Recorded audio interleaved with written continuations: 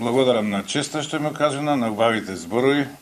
Тоа што го кажа Горан, ќе го направиме. Сите заедно, што повеќе. Советници, особено кој имаме и наш градоначалник, навистина, ќе го разбиеме овој убиствен црно-бел свет од двете големи партии, кој веќе е неиздржлив.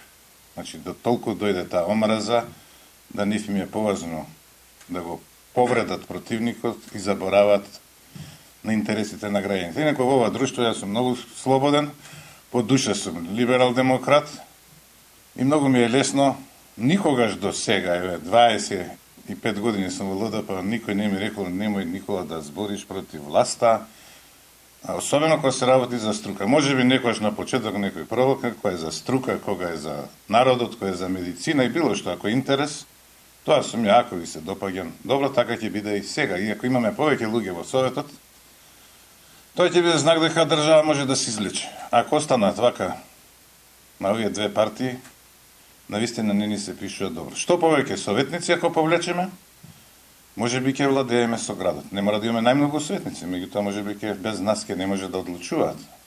И тоа е спасот во почеток, а потоа мислам дека некои партиите наши кои би ни се приклучиле ќе може да и бидеме уште порелевантен фактор на следните парламентарни избори и така. Тука го гледам спасот. Се надевам дека ако повлечеме, дека понатаму ќе ни се приклучат.